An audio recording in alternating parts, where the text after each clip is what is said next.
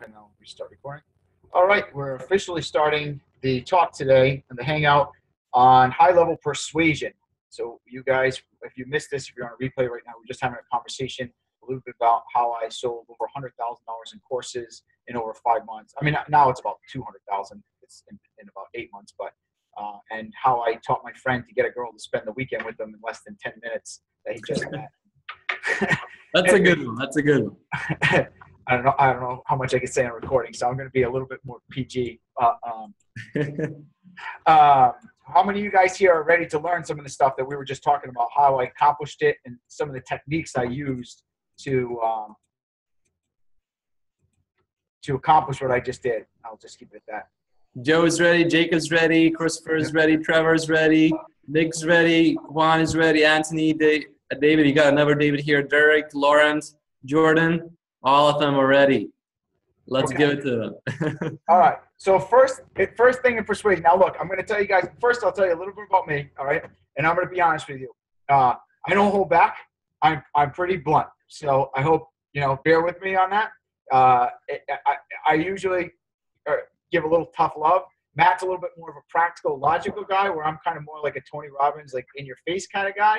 So don't take it personally. Dylan is one of. I probably have, I don't know, 4 or 5 of my own students on this chat right now. Dylan's one of them, where I kind of hammered him, and he ended up quitting his car sales job because of it. Now it's $5,000 in a day in a business venture that he's doing. So, it works. It's effective for me. I found, that works for me as far as persuasion, so I stick like that.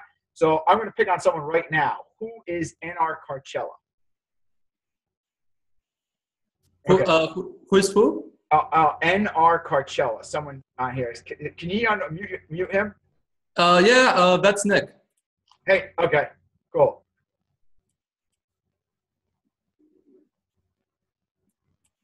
Can you am I allowed to unmute people or no? Can I mute himself? Sure. I'll just make you the host, and you'll be able to do that. All right, cool. Thanks. By the way, guys, I have an employee here. This is Victor. Victor popped in the camera. He's one of my newest hires from one of my retail stores, and then my wife Amy, who's over here as well. They're training because I want them to learn some persuasion. And I'm going to do some role playing with them in a little bit so that you guys can learn. But let me talk to Nick for a second. If you can go ahead and unmute yourself, Nick. Are you able to? Or I'll unmute you. You'll need to unmute everybody. All right, now I'm unmuted. Hey, how's it going? I'm all right. Nick, so I'm going to ask permission for me to pick on you a little bit. Do you mind? Try. All right. It says, what you were saying something about phones to me. Do you have a shop or something like that?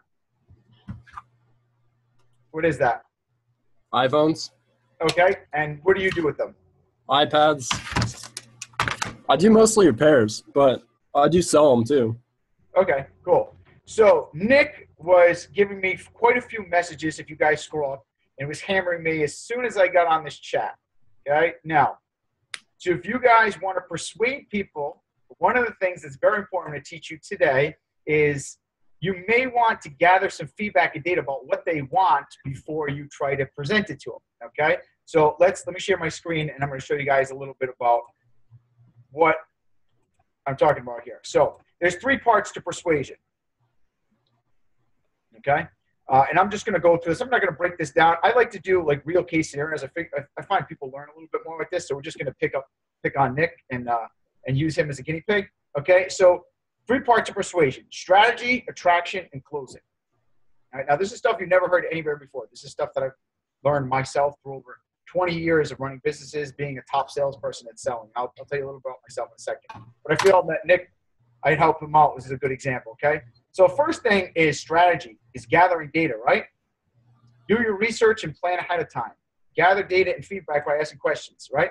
So now, did Nick ask me if I cared about anything about learning about phones or LCDs? Did he say, hey, Dave, would you like to increase your business? Did he say anything like, Dave, would you like to know how to make more money with your cell phone business? No. He gave me unsolicited advice. So basically, he just threw this stuff at me, not asking whether I cared or gave a shit at all. All right? And he messaged me. Now, again, Nick, sorry, I'm beating on you. No offense. Oh, no, it's all right. It's all right. But, and I understand I'm here to teach, so I don't judge anybody, right? But what I'm saying is, guys, if you're doing things like that on a daily basis to people, I guarantee not only are you burning relationships, you're losing customers, you're making way less money than you should be, and you're turning off mentors, right? Okay, so one of the first things for persuasion, if you want to learn, is find out what people want before you try to give it to them. Okay, does that make sense? For example, if you're going to try to date a girl and you give her flowers, right, you probably are not going to have a very good chance with that girl if she doesn't give a shit about flowers. Okay, now some women do, but they don't want flowers from you. She might want first to know whether you're an attractive man or not. Maybe you're fun to be with. Are you boring? Are you lame? Because those flowers aren't going to do anything if you're some lame ass who does not know how to have some fun, right? So first you need to find out what, like I said, it makes it sound like you're treating them like a piece of meat. Say again? That was a comment from Michael. Oh, okay. I don't understand why you say that. But. Open approach. Okay, yes. Right. So basically, by just throwing that at me and offering what you have, you're basically saying, hey, dude, I don't really give a shit what you want, but I'm smarter than you, so I'm going to offer this, right? So that's kind of the image that you're portraying. Does that make sense, Nick? And again, yeah, no, that's fine. Not meaning to put you down or anything, but I'm just. Oh no. It's all right. Because this is something I see all the time. Every day somebody messages me like that, and they try to give me unsolicited advice every single day. Well, no, I was doing a shot in the dark kind of approach. Right. Some people don't know that you can make money buying back on LCDs. But first, you'd probably want to know, do I want to learn how to make money doing that first, right? Does that make sense? Because maybe I don't have any interest. Like Matt says, I'm already doing about $20,000 a month. So, what are you currently doing as far as sales? What do I do in sales? Yeah. I do about $25,000 in my business a month. Okay. But between because that's just flipping the phones. That's not the repairs I do about $20,000. This is storefront. Okay, good. This is storefront, but my contracting work and everything else, I'd probably do about another $15,000 more. And that's repairs and the contracting? That's IT contracting, because I have contracts all over. You do like a lot of work with technology and stuff like that, right? Yeah. Okay, cool. So, there's probably some stuff we could share, which is cool. And you probably have some good valuable information to offer it, right?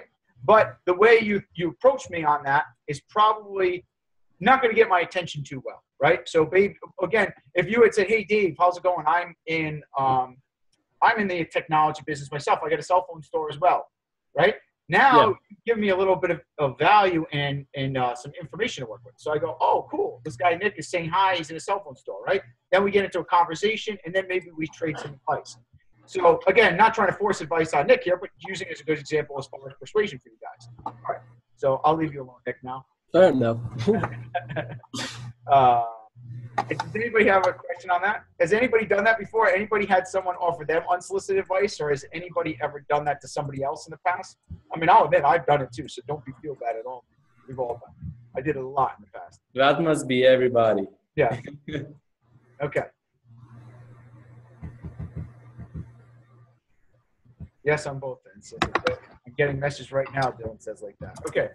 All right, so before I go into the Persuasion hangout today, just show you guys a little bit about me so you kind of know. Most of you guys already know me. A lot of you guys are already in my programs and stuff like that. But here,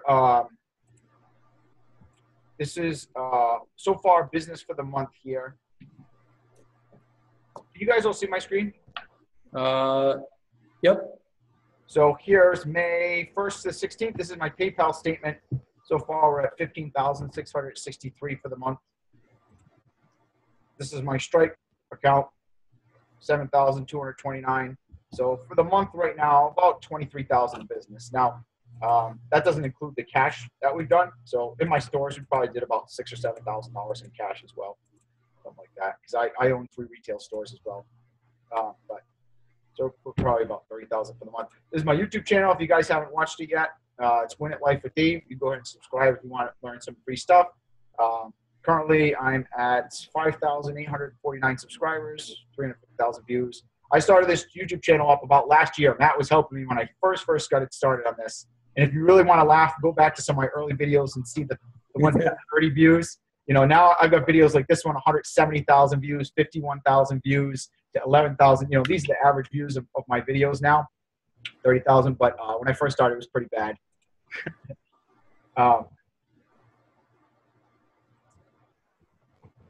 Okay, we'll do that 1 second. Something special to me.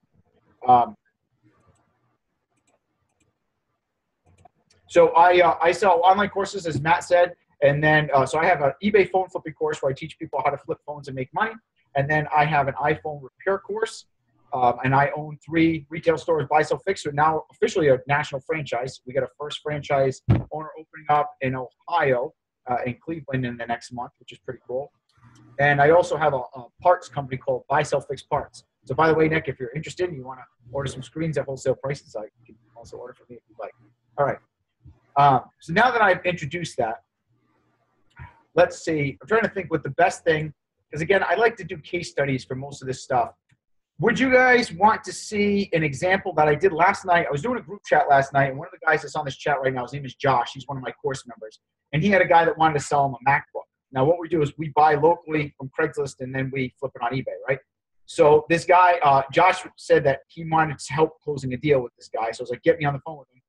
And he wanted $720 for the laptop. It was selling for about $850 to $900, and I got him down to $600. Does anybody want to see that in action, or do you want me to just tell you about it? It'd be like 2 or 3 minutes long. Nick says, please show. Jacob says, action. Yes. Okay. I find people usually learn more by example. I can sit here and preach to you guys about persuasion. Probably better just watch me in action, and then I can break it down exactly what I did and what's going on. Okay, so let me share my screen, and I'll let you watch this. All right. Feel free to throw stuff in the chat if you want to ask. Right? If this thing sells, I'm going to probably make $400 on it.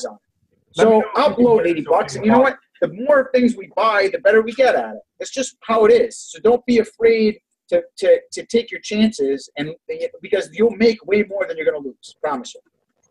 Josh says he's calling out. To talk to you. There we go. Go ahead. About the MacBook. Boy, you put the band. Can you guys hear it okay? I think so. You can hear it fine? It was just a little bit confusing. I think it's not exactly perfect, but it was all right. No, this is the part that I want to get to, but I just wanted to make sure that you guys could hear the sound. Like, this is the part where we actually close. Let me know. If you guys can't hear it, just put it in the chat. There we go. Didn't even tell me he's calling about it. All right. Is that okay? All right. Here you go. Hold on. Hello? Hello. How you doing? Hi. Hi. So you have a MacBook that you're looking to sell right now? Yes. Oh, okay. And that's Josh says, let me just make sure I have the information correct. He said a MacBook Pro, 13-inch with the Retina on it, and it's 2015. Is that right? Yeah, early 2015. Yeah, I just actually texted the photo picture of the system information.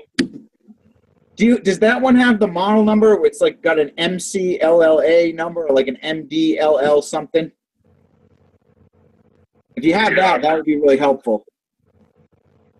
Get the model number. I can. Where would I find that? I was looking all over. All I saw is the A1507 or whatever. It's 502 or 507? Because he said he has an A1502. Is it the A1502 or A1507? A1502, I believe. Is that it? Okay. So let me just look this up and see what we can do for you on that. And everything's in good condition with it? Does everything work all right? It's like it's brand new. Okay. Sounds good. Just give me 1 second. These could be a little tricky because, there's so many different specs and things like that on them. So let's take a look. Sorry, my computer is going a little bit slow. No worries.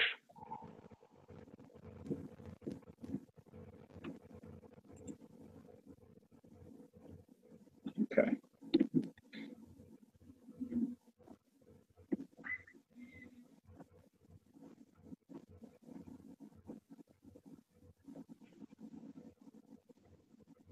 And do you have the laptop and the charger with it?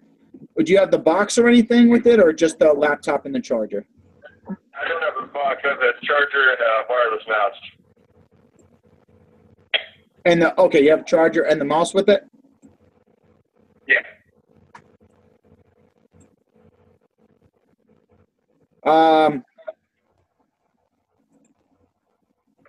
Looking like I could do. Just give me a second. It's hard to find this particular model. I'm reading through a bunch of parts right now, so I could probably do like 400 on that for you. How much? 400. That's I got a guy in San Diego that helped send it to. He's made 720, but I appreciate it. For what did you say? 720? You would pay you on that? Yeah. And then you have to send it to him though, or is that he's giving you cash on the in the spot? No, I have to send it to him. Is that a website or was it an actual guy? No, it's a website. Because sometimes that's not cash for laptops, is it? Because some of those sites sometimes they'll offer overpriced, and then when they get it, they lowball you. It's the only thing I'm careful about with that, and then the shipping's expensive on it, so just be careful with that. Yeah, I thought about that. That's what I got with San Diego. I'm actually going to go down there. Because if you actually go to the FTC website, they actually just did a whole article how they just shut down cash for laptops for doing that. You can see the article on the FTC website about that. You know what? Just out of curiosity, if we were to give you it's just tough, the appraisal. Now they kind of have a little idea of the price. If I was to do like 600 on that, would you be willing to take that? Yeah, I'd take that. 600? Okay, because we're giving green cash on the spot, and it's legitimate with the person, so you see it's for real. We inspect the laptop right in front of you and give you cash on the spot. So it's brand new, basically. Okay. That'll be work. Josh, are you able to come out to him, or is he in the area? Yeah, he's a little far. We can meet in Palm Springs. Does that sound fair to you? Yeah, that would be fine. All right, great. Okay. Josh, why don't you set up a time where you guys can meet, and that's okay. Oh, by the way, what was your name? My name is Dave. My name's Joe. Joe? Joe. Yeah, J-O-E. Joe. Okay. Thanks so much, Joe, for working with us. I greatly appreciate it. We're really competitive with our price. We try to, get as much business as we can. If you have anything else you're looking to sell, we'll try to be aggressive and help you out with that as well and work with you. We try to give the best prices in the state if we can. Yeah, that sounds great. I'll definitely keep you guys in mind. And definitely let my friends know as well. Oh, okay, great. Excellent. All right, well, I'll let you wrap things up with Josh, and you guys can meet up tomorrow. And thank you so much again, Joe. I appreciate it. Great, thank you. Have a great day. You too. Okay. Guys, my closing average is like 100%. Okay.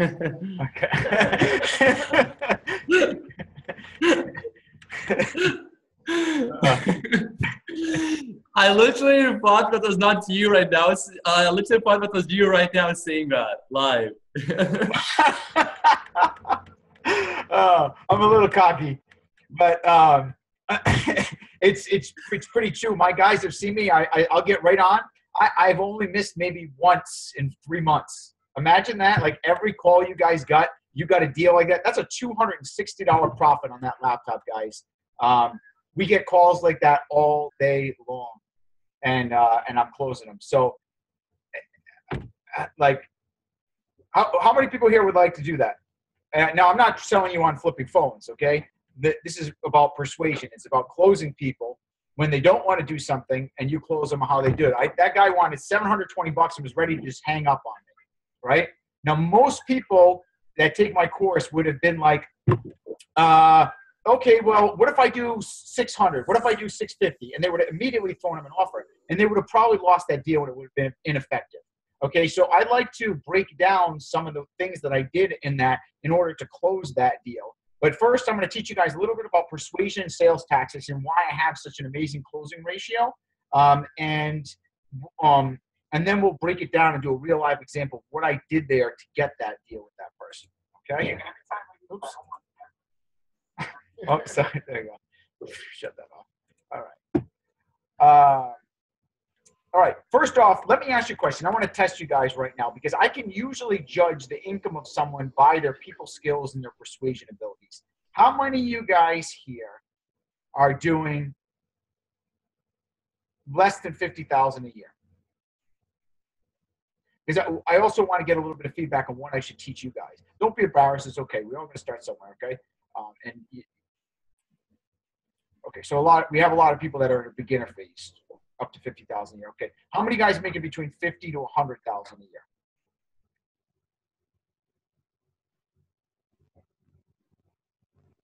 Okay, so we got about 3 or 4 people.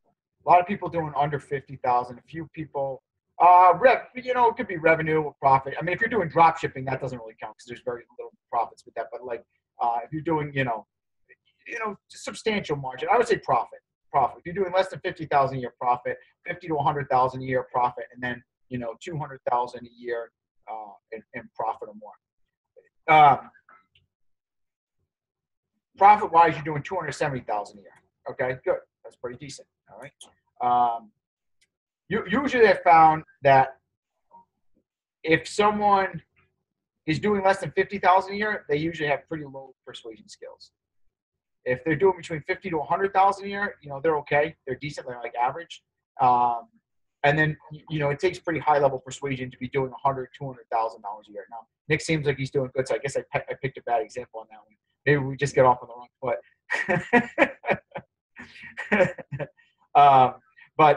Anyways, so I wanted to see because I want to tailor what I should show you guys today. So first off, I'll start off with some basic people skills. All right. Because first off, before you try to persuade anybody, you're going to be good with people. All right. So some basic people skills here. Trying to think. I don't want to take up too much time with stuff that you guys don't need. So I'm trying to figure out what the most important things are.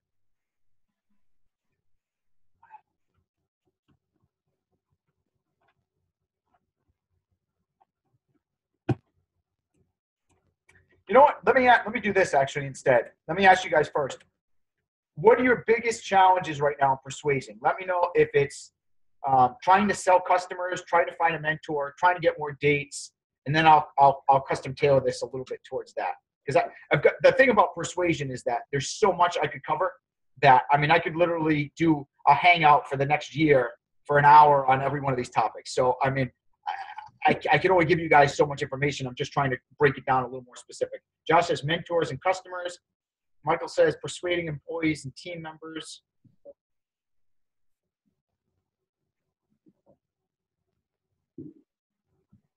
Customers and dates.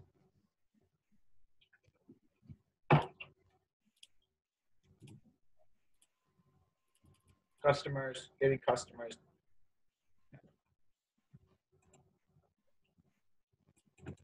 Diagnosing prospects' problems used for the close, so closing. Finding the best job. All right, so I'll start off with some basic stuff because it sounds like it help you guys just be more likable. First part of persuasion is people have got to like you, right? If they don't like you, more than likely they're not going to listen to you. So first, I'm going to do some basic social skills for you guys to get people to like you, make you more attractive to people. Okay, if there's anything you could do right now, that's one of the most important things. All right, so first thing. There's 3 basic rules that I have for people skills, okay? Those rules are this. Whenever you meet someone, first thing is assume that people like you. Second is make people feel good when you speak to them. And third is do 30% of the talking, 70% of listening. If you can remember just these 3 basic skills, you're going to already start getting people to like you a lot more. Now I can spend a lot more time on this. I'm wondering if I want to keep going. How many people here have any problems socially, you think?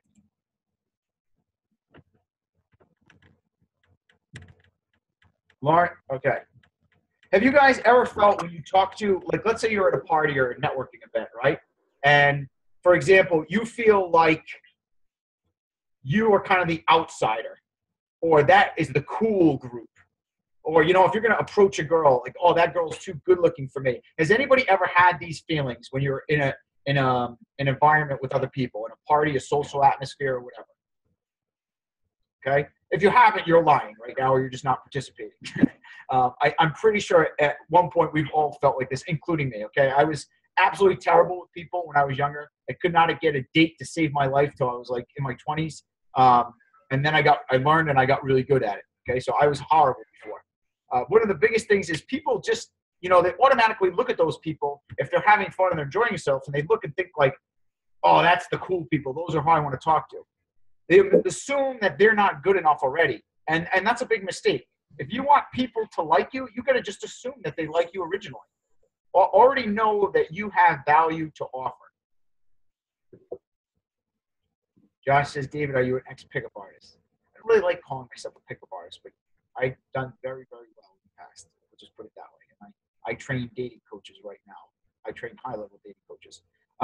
Anyways, so getting back to this is assuming people like you is making sure that when you talk to these people, you approach people, or you're in a party, first thing is you have to have that mindset they're going to like whatever you have to say, okay? Because if you don't, that's 90% of it. If you go in there with the feeling that you're not good enough, you don't have any value to offer, they're not going to like you, they're going to notice all the micro expressions in your face, your body language, your tone, and they're already not going to be very interested in you or like you. Okay, so you got to believe that, hey, they like me. Okay, next you got to make people feel good. When they do like you, I'd like to start off my interactions. You can give them a compliment to start off. Something like, oh man, that's a sharp suit you got there. Or, hey, I heard your speech earlier, and I thought that was great. Okay, we'll talk about the 30% talking and listening. Now, again, I could spend an hour just on this right here. So, guys, I'm going to give you the most general information I can and the best value I can for the time allotted. If you want me to stop and talk on a particular topic, then tell me to stop, and we'll spend some time on that. But we only have so much time. I actually have an interview at 3:30 with the guy who's putting me in a book alongside Greg Cardone, which is kind of cool. But so I'm going to have to leave at that point. But I'll give you as much value as I can before then. Okay, so next thing, guys, is building rapport. One thing that I found, like, to get people to like you, there's two things that will attract people to you. People like people who are like them, or they like people who they want to be like. People like people that are like them, or people who they want to be like. So that's when I was saying that, for example, Nick, at first when he approached me, if he had said, hey, Dave, you own a cell phone store? Me too. Right? And I would be like, oh, cool. This other guy in there does, phones. I would have naturally been inspired and wanted to talk to Nick a little bit more about that because we're on the same level. He's doing what I'm doing. So it's cool. All right, let's chat. Also, if you're successful at something, right? If you can show people you're successful in a certain topic, that's gonna make them like you because they want to be like you.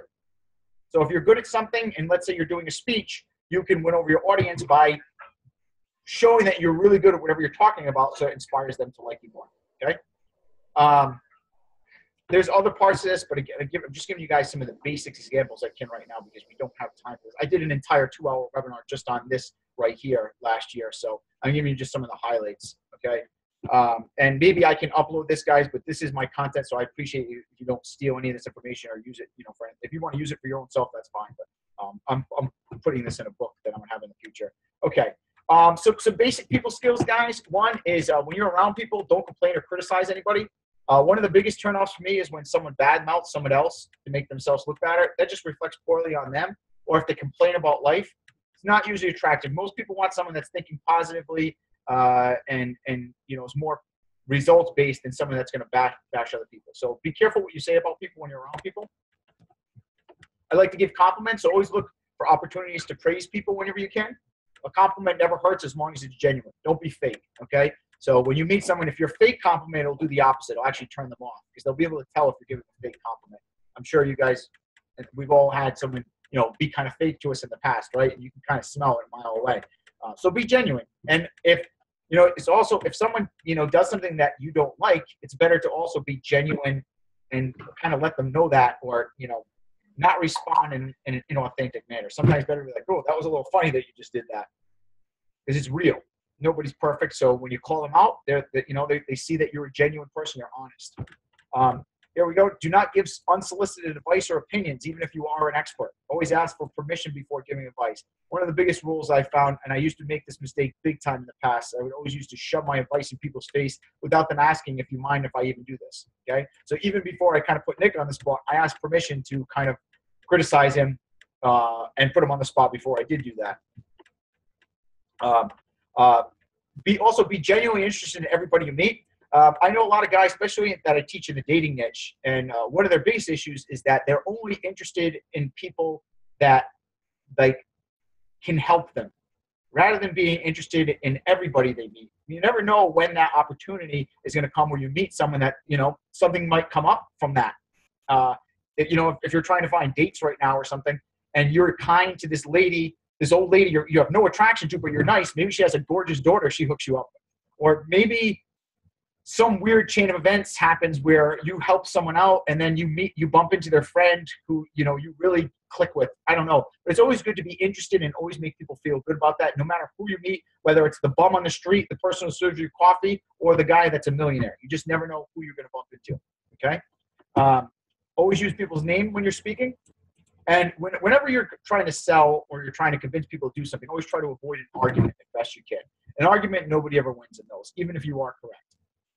You may win the battle, but you don't win the war. I'm sure you guys know that stuff. Now, again, this is a lot of basic stuff. Let me know how you guys like this stuff too far. Is it bland? I can move on to more advanced stuff. Is any of this beneficial, or is this kind of like, you know, Kevin says basically don't be a dick. Right. But I like to break it down a little bit more. Kevin says I like it. Josh says the truth. Okay, again, this is basic stuff. So again, like Derek says, fundamentals are great. These are fundamentals. So I can definitely get way more advanced. So I'm teaching a little of the basic stuff right now first for you guys to kind of get you an understanding for some of the people that aren't advanced yet. So I don't want to bore everybody. If you want me to move on to something better, let me know. Hamza says fundamentals are very important. Sounds like how to win friends and influence people. They're amazing when you plan. Absolutely. Okay. Okay.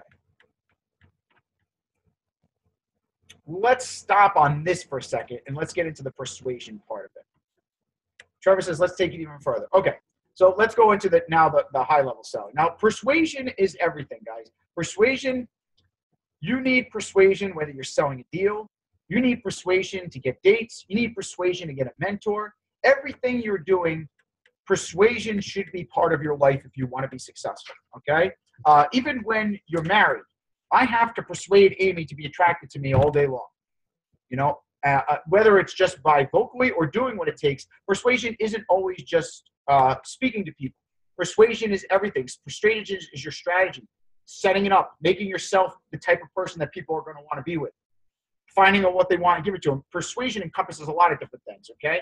But I found there's 3 core strategies in persuasion that make you the most effective persuasive person possible. Okay, and these are the 3 parts of persuasion that I think will help you a lot. Strategy, attraction, and closing. Strategy, attraction, and closing. Now, this isn't a step-by-step. They're all kind of done at once, but each one is a little bit separate in the persuasion process than the other. Okay, first off is strategy. So strategy is first thinking ahead, what is it that I want to accomplish and how am I going to get there? So let's provide an example of that. For example, I wanted to get Tai Lopez as my mentor. And as you guys know, most of you that know me, Tai Lopez mentored me personally for the last year. Been to his house 8 times. That's where I met Matt Pocious. 2 years ago, I took the 67 steps. I thought it was amazing. And I wanted to meet Tai Lopez, and I wanted him as a mentor. Okay. It took me about 8 months, and I didn't know how I was going to do it, but I said, I want Tai Lopez as a mentor.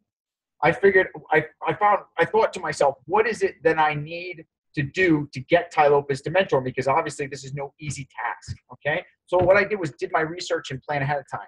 I found out who works for Tai, what's his staff, what type of people does Tai mentor, what personality type is Tai? Is he action, practical, social, emotional? Okay, I gather data and feedback. Now, I can't ask Tai Lopez questions, but basically I listened to his live post, and I asked, and I tried to figure out what is it that he likes in a person that he's going to mentor? What type of people or personalities does he enjoy mentoring? What obstacles are there from getting Ty Lopez to mentor me? What is it that would stop him from mentoring me? Obviously, there's a lot of obstacles, right?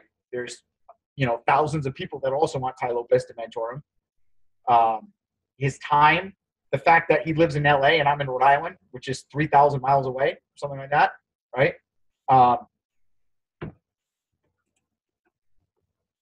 Another thing is identifying weaknesses in their personality. Do they have an ego? They have lots of fear, over anxious, lack of knowledge. Okay. Now, Ty Lopez doesn't have really a lot of weaknesses. He's got a little bit of an ego. He has no fear usually. He's not very over anxious. He certainly doesn't have a lack of knowledge. Okay. But one thing he does want is a new customer base. And I knew if I grabbed Ty Lopez at the right time, he would be much more motivated to mentor me than if I waited to take action, because I knew he was up and coming at that point. Okay. Now he's blown up. You can't do what I did now. It's too late.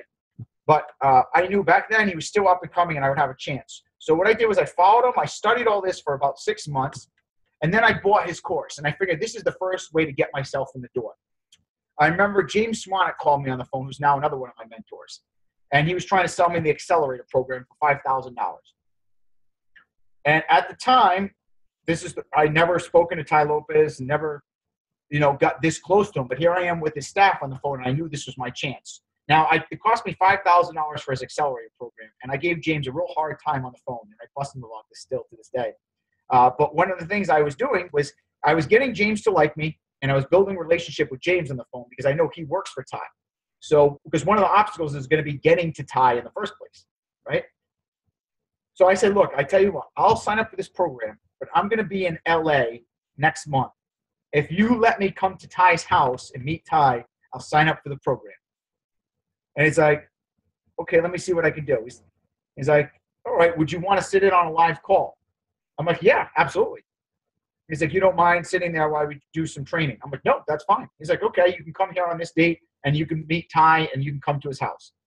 Now, this is before Ty really had, the house and all kinds of things going on. And I was able to let him come to his house. And we went the first time I got to meet Ty there. It was pretty awesome. I took my daughter and Amy, we went there and we sit down. And if you're in the accelerator program, if you're in Ty Lopez's program, you can actually see us on one of the calls. And he says, David, Amy, and Kyrie, who's us. And that was the first time I got to meet Ty. Now, I knew on the first meeting, there's no way in hell he's going to want to mentor me, though. So, again, I had the strategy planned out. Okay? The more you're trying to persuade, the bigger accomplishment you're trying to achieve, the more of the strategy that's going to have to go into this. Okay? So I knew that I needed to meet Ty a second time and soon, because if I didn't, he was going to forget me. So I had about a 10-minute conversation with Ty while I was at his mansion for the first time. And then a month later, he was having a conference in LA. I knew I needed to get to this conference. Now, again, it cost me $1,000, but the value of having Ty Lopez as a mentor, as we know, made me thousands and thousands of dollars. Okay. Between Matt and Ty, tripled my income since then. So it was well worth the money spent. So anyways, I flew to this conference, and I remember Ty giving a talk. And he said, I listened to everything he says so I could figure out what's going to be my in here with him. And he said, do something that you're not comfortable with. He said, offer someone some money to go have lunch with you. So my goal was I wanted to get to talk to Ty again, and I wanted to try to have lunch with him. That was my mindset. Like, I need to figure out how do I get Ty by myself at lunch or talking to him so I can convince him to be my mentor. So there was a whole bunch of people. Lunchtime came, right? And everybody's lined up. They all want to take pictures with Ty. Now, what they did was when they first met Ty, they all are shaking they're all like just grabbing their phones and taking selfies with them. Hey, Ty, yeah, take a picture, take a picture. They're all being needy and begging, right? They're all asking like, take.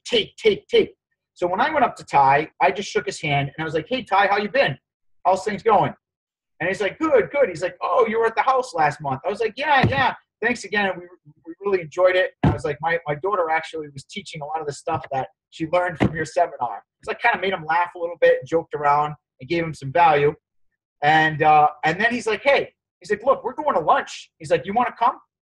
I'm like, yeah, sure, I'll go to lunch. He's like, let me grab this other guy. I got some ideas I think you might be interested in. Because I started talking about how I wanted him as my mentor. He's like, come on, let's go to lunch.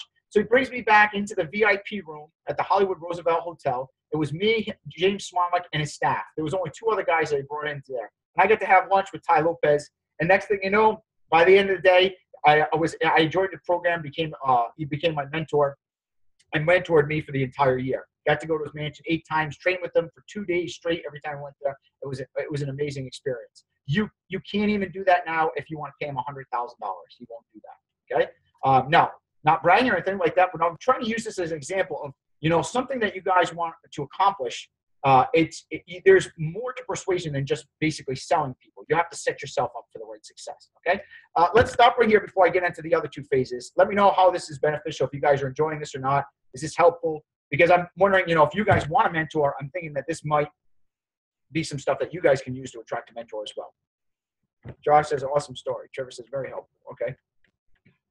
I mean, there could be so many different experiences. For example, if there's a beautiful girl at a bar that you want to talk to, okay, you know, you're going to have to use strategy to talk to this beautiful girl, because every idiot in that bar is approaching that girl and saying, hey, what's up? Can I get your number? And they're just talking to her. Take, right? Well, what I would do if there was a beautiful girl at a bar, first thing I would do is I would make her friend. I would make friends with her friends. As a matter of fact, I make friends with her ugliest, fattest friend or her guy friends, right? Because then once I get into a social circle, now she sees me as a high value guy. She's like, oh, well, if this guy's friendly with this guy. Next thing you know, she's like, she hears me talking and is like, wow, this guy's pretty interesting. Oh, he seems entertaining. And now she approaches me. So now instead of, you know, being shut down instantly like all the other guys in that bar would be like, I could go there and now present myself as a high-level person, and the girl actually comes talk to me instead. And this is part about persuasion. Isn't always just, it's not like a straight line. You may have to do certain things in order to get your goal. I'm trying to get you guys, and I hope you don't mind the dating analogies, but I just want you to see how I feel like it might be good to relate to some of this stuff, because I see a lot of people make those same exact mistakes where they just go over there and they take. Okay, let me continue on now with the next part for the attraction part of it. Let me share my screen.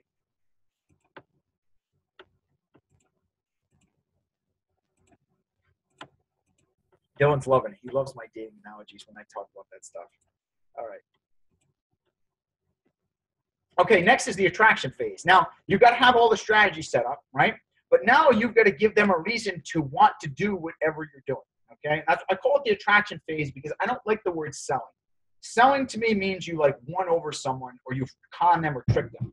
Attraction to me means they're dying to do business with you, right? Like, how would you guys love to have customers that are literally throwing their money at you saying, give me what you got. I want it, please. How would you like to get girls pissed off at you because you won't date them? How would you like to have mentors calling you up every day saying, hey, I'd really like to teach you and help you out? Say yes if you guys would like that type of stuff.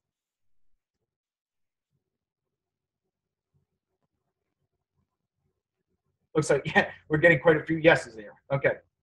Obviously, that's what we want, right? Okay.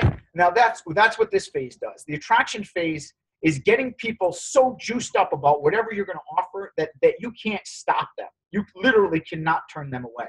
All right. So let's go over what are those things.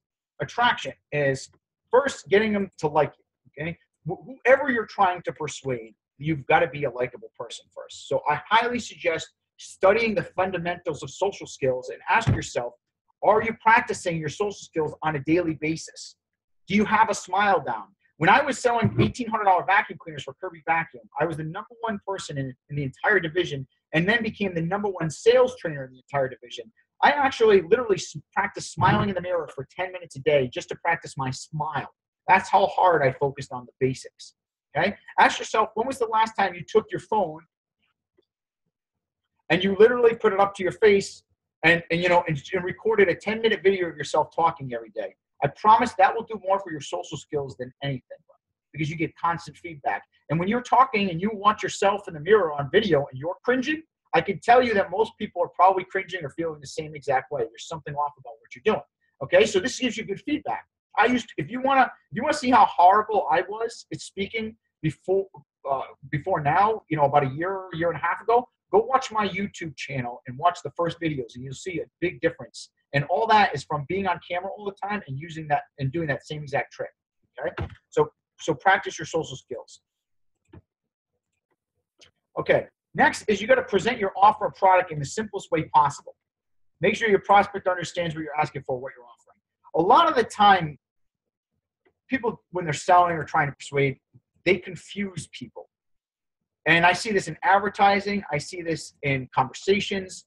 If your prospect is confused on what you're trying to offer, chances are they're going to lose interest very quickly. And they're not going to want to know because they don't really understand what the hell you're offering in the first place. How many people have talked to a salesman who rambled on forever about something and you're still like, so what are you saying? Or what the hell you're offering? Has anybody ever had that before? Have you ever been in a conversation with a friend, a family member, something where they rambled nonstop about something and you still didn't even understand what the whole point of the story was or what they were even trying to tell you? Have you ever asked them a question and they answered your question and you're like, dude, I have no clue what the hell you just said. Okay? If you are the one that's in that situation, the one that is delivering that question that people don't understand, you are losing a lot of sales, business, effectiveness, and relationship, dating, and things of that nature. Okay? So keep it simple, whatever you're trying to convey. As you can see, guys, persuasion takes work. It's not something easy. It's not flicking a light switch. It's a combination of a whole chain of events in order to create a result.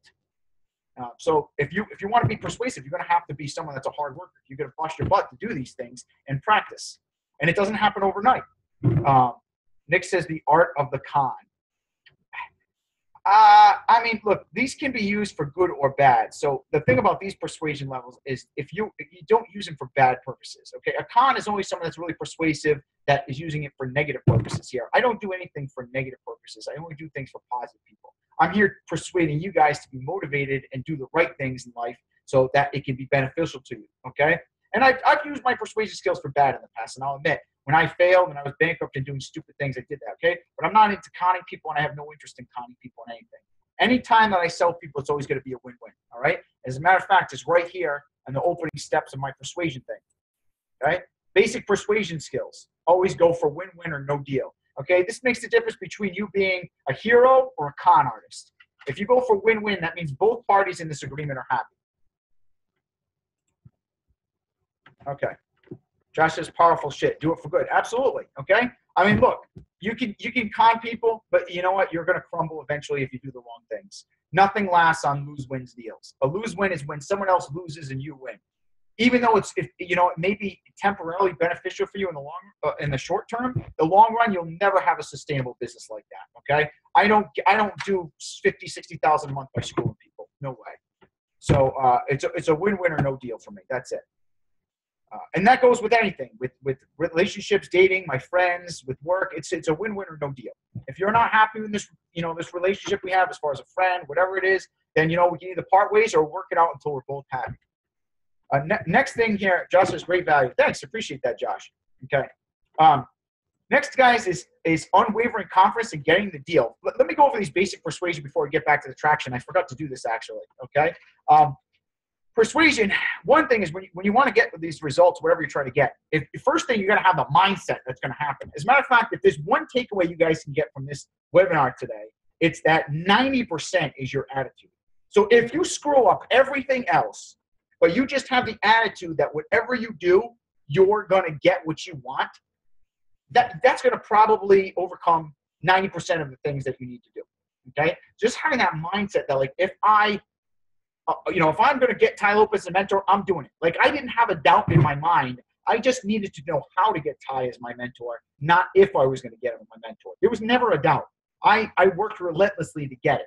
Okay? If there's, like, for example, Grant Cardone, when he met his wife, now his wife is a beautiful actress and a model. He called her 26 times and asked her out on a date before she said yes. At first, she told him to get lost and hung up the phone on him. He was relentless and did not give up about asking her out. And because he did that, now they're married. So having unwavering confidence in whatever you're trying to accomplish is going to be very important, okay? The strategy, we already talked about thinking it through. Some more basic persuasion, I'll get back to the attraction, okay, is that speaking slowly is very important. I've seen a lot of people trying to sell and they're rushing and they're speaking very quickly. It's something I have made a lot of mistakes on in the past. But if you speak quickly, you're going to confuse people.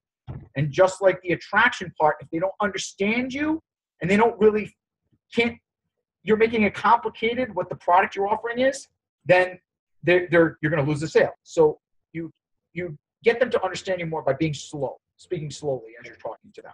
Okay. You can't let your emotions interfere with the deal. So for example, if you are negotiating with someone and they say something that you don't like, or they say something like, for example, that deal with me with the laptop guy, he said, oh, no, thanks. I've already got someone that's going to offer $720. As you can see, my emotions did not change as that guy said that. I just continued to pursue like nothing even happened. And I said, oh, so that $720 now, are you selling that to a website or is it someone cash? If they see that your emotions are changing, for example, you get sad, you get nervous, you try harder, you get angry, even worse. Any of those things, you're going to hurt the chance of persuading that person to do whatever you want. Even if they become emotional, you need to stay calm and neutral. The more neutral and calm you are in a negotiation or persuasion situation, the better the outcome is going to be. All right. Again, I hope I'm not going over too much. Let's get back to the attraction. Let me stop really quick for 1 second, and I just want to make sure that you guys are getting some value here. What's the biggest things that you guys have picked up so far? Can you go ahead and type in the chat? Let me know, what have you learned from this chat so far, this hangout, and what have you found the most beneficial so far?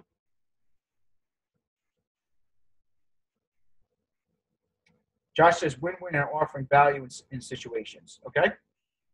Rather than talking. Good. Lauren says I have to get out more and work on my social skills. Okay? Mo says control your emotion.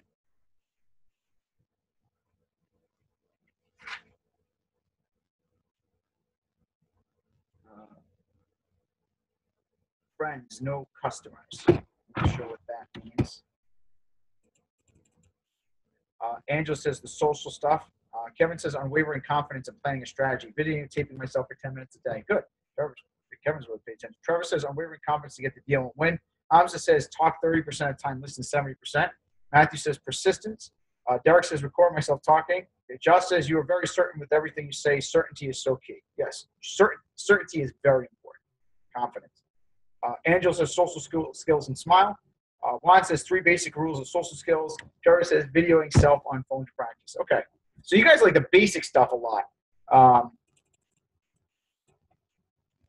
So some of this stuff is maybe too advanced for this, but I'll wrap it up and then we'll get more into some basic stuff if you guys like. Kevin says great stuff. I want to cover the persuading family and friends to respect you. Okay. Kevin says I was never taught the basics. Josh says fundamentals. All right.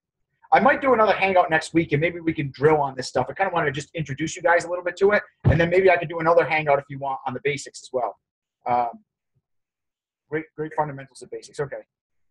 Do you have any other advanced potential? Let's talk a little more about the advanced, and then I'll let you guys decide, and maybe we could do some examples. I'll let you try to persuade me, or we'll do some case studies, okay? So let's finish up on this. All right.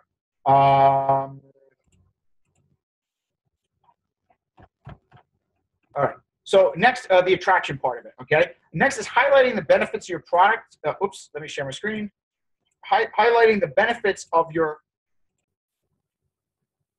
product that match what your prospect is looking for, giving them what they want. Now, this could be whatever deal you're trying to make with that person as well, too. So, for example, in that deal with the laptop there, I said that we're going to come to you, we're going to give you green cash on the spot with a real person. Rather than going to a website where you don't know whether they're going to steal your stuff or something of that nature, I'm highlighting the benefit of instant, immediate cash and reward for that person. If you're trying to sell a product to them, like let's say, for example, you have a website or you are doing a presentation to someone, you want to, in the first step, remember the strategy, we ask them, what is it that you want from this? Or you ask questions to find out what does your prospect look for in the product. For example, if I was selling cars, some people want safety and security where some people want a fast car. So I need to pitch differently depending on what my customer wants. So for example, a lady that says she wants safety and security, I'm going to talk about a car and if you ever get an accident, this thing is like a tank. It's one of the highest safety rated vehicles there is. I'm not going to talk about how it's got steel beams and the specs on it and the engine and everything, because that's going to turn her off. I'm going to talk about the benefit. Your family is going to be safe in this vehicle because it's got a 5-star rating. If anybody ever hits you, you're going to be protected with this. So I'm hitting the benefits to that person. Okay. And we can provide all kinds of examples. I'm just going to go through the basics of this, and then we'll do more case studies and show you how these apply to them. I highly suggest, this is way too advanced, I can tell already for you guys, but the next one for this part right here is cognitive biases of the brain. How many people here have studied and memorized the 25 cognitive biases of the brain? Has anybody? Okay. I mean, this is real high level stuff. Once you're making over 100,000 a year, this will take you up to like the 7 figures mark. So if you're below 100,000 a year, I don't know if I would study this as much. But there's things like the liking loving bias, the availability bias, super deprival reaction tendency, reason respecting bias. All those things are mental triggers in the brain that cause people to make decisions that they do. Whether you're getting a girl to like you, whether you're trying to close a sale, whether you're trying to please an audience, whether you're on social media, all these cognitive biases make the brain go, ooh, I like this, or I don't like this, depending on the cognitive bias. Trevor says, isn't that important, Charlie's Almanac? Yes, it is. So study that. You can also go to 25cognitivebiases.com, and you can look at it there. But if you study those 25 cognitive biases and you memorize them, I 100% ensure that your persuasive abilities are going to go up. So, for example, one's called the availability bias. The availability bias of the brain means when you make something easy for someone to do, that they're more likely to do it rather than if you make it difficult. For example, if I, with that guy with the laptops, I say we can be there tomorrow, have cash on the spot.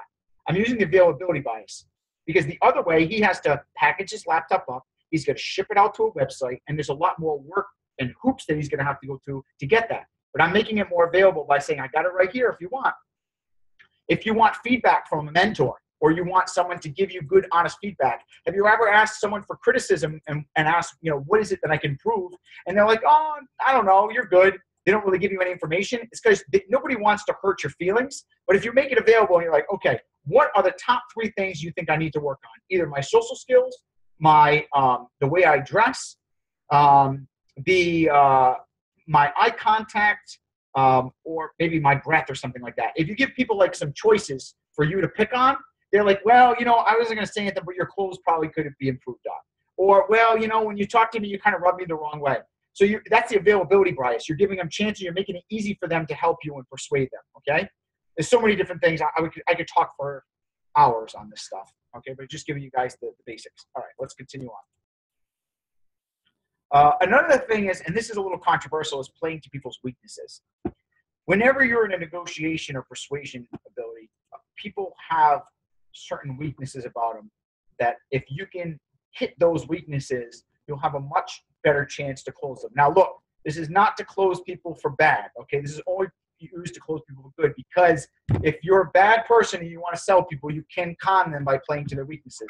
That's not what this is about, okay? This is about persuading people to do the better things for themselves and improve their life. And I'll give you an example how I played to a friend of mine's weakness to help him get more girls. So the other day, my friend has a big ego. He has a lot of pride, and he doesn't like taking help from people, all right? So I have to play to his ego in order to get him to listen to me. Now, Dylan said, well, how do you get friends or family to listen to you? Okay, you find out what their weaknesses are. Some people have an ego. Some people have a lot of fear in their life. Some people are over anxious. Some people, make decisions too quickly. You have to nail that down. And what my friend's weakness was his ego, okay? So I have to say, hey, look, you are really good. You are one of the most powerful guys I know. He works for the guy that works directly under the president. He's one of my best friends, right? So he actually has ties. He's met Obama twice. Like, he has a very high-level job in the government. I'm like, you are such a powerful, amazing guy in business, right? But you suck with women. So what I did was I played to his ego by pumping him up, saying how powerful a guy he is, and how good he is in sales, how amazing he is as a businessman. But yet you're struggling to get women to like you. What if you could use those same things and use those abilities in sales to get women to fall all over you? Watch this. Text this girl this. And now, let's say if you were doing a sales negotiation, wouldn't you do the same thing right now that I'm teaching you? And he's like, you're right, Dave. If I was in a high level, because he negotiates like $1 million deals. I was like, if you're negotiating $1 million deal right now, would you be weak would you be nice or wouldn't you be a little bit confident and assertive? He's like, no, I'd be confident and assertive. And I'm like, whatever we're trying to do, I'm getting him to go on that. But the point is, I'm playing on his ego of how good he is it one thing, to get him to convince him to do something he really doesn't want to do. Because he had a lot of fear also, like to text this girl. He was very nervous, right? So I had to use his fear and his ego against him to get him to listen to me. And when he did, that's when he had success. And then the next thing you know, the girl's driving 2 hours just to come spend the night with them afterwards, okay?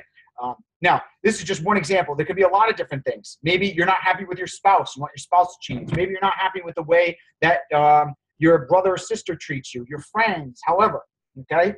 You can play to whatever weakness they have to persuade them in order to do something different. All right, move on to the next thing. Closing, okay, the good part. Now, here's the thing about closing. Everybody thinks that closing is everything in business, okay? I'm gonna tell you guys, one of the biggest things that I learned in sales and persuasion is that the strategy and the attraction are probably 10 times more important than the closing part. Now, don't get me wrong, closing is very crucial. But a lot of people are like, Dave, you are an amazing closer. You know, my closing average is like 100%. Yeah, man, you're sick at closing. Yes, but the closing is never that hard. For example, in that video that I showed you guys where I got that guy to sell it to me for $600, did it seem like there was a lot of resistance there, or did it seem very natural when I was like, okay, look, how would I do 600 on it? Would that work for you? And he was just like, yeah, that would work. It was very natural. It wasn't a fight. It wasn't a big challenge. It was very, very natural. So that's how closing should feel all the time, okay? If you want to get a beautiful girl to go out with you, asking her out should be extremely easy to get her to go to coffee with you. It should be almost effortless. If you're asking a mentor to mentor you, it should never feel like a struggle. It should be effortless. The reason is if you do the strategy and the attraction correctly, the close is set up already for you. That's where the closing it comes from. Okay. Now, can you screw it up by closing wrongly? Yes, you can. Absolutely. Okay. So now I'm going to teach you how to close throughout your presentation or your argument in order to get the client or prospect to agree with you more. But I just want you to understand, guys, the closing is not done at the end. It's the entire thing is closing. From the minute you interact with someone to the very end, closing is done consistently throughout the presentation. Okay. So let's go over this. So first off, closing, going for small commitments throughout the presentation or offer. One big rule in sales they always say is that if you get a lot of little yeses, it's going to lead to the big yes. I'm sure you guys have all heard this before if you've made any kind of money or done any kind of sales, right? But for example, on that call I did with that guy, I said, okay, so you have this type of a laptop. And it's this model. Yes, I'm getting data and information. And then when he told me he sold it to someone else will buy it for $720, I'm asking for little questions. Is that a website? Okay, you're going to send that into them. And then I talk about the FTC, how that's, be careful with that a little bit. Maybe this is not the better example. I think there's other things I could probably use, for example, as far as commitments. I think I'll do a case study with you guys, and we'll show how to build commitments. Probably be a better example. So let me breeze through these, and I want to actually train you on this.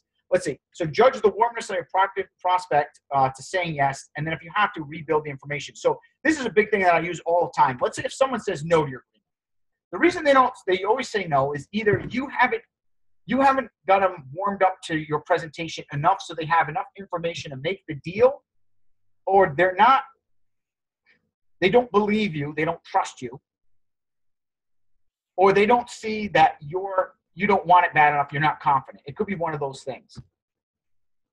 So what you have to do is figure out at that point, if they said no, you don't give up.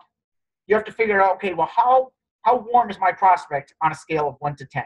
And if you notice, I asked you guys a lot of stuff right now, like on this chat. How are you guys enjoying this chat? Are you liking it? I'm getting feedback and data to see how warm you are. Some of you guys may be cold, not interested. Some of you are more interested. And then I'm going to adjust my approach to you accordingly based on like what your reaction is to me.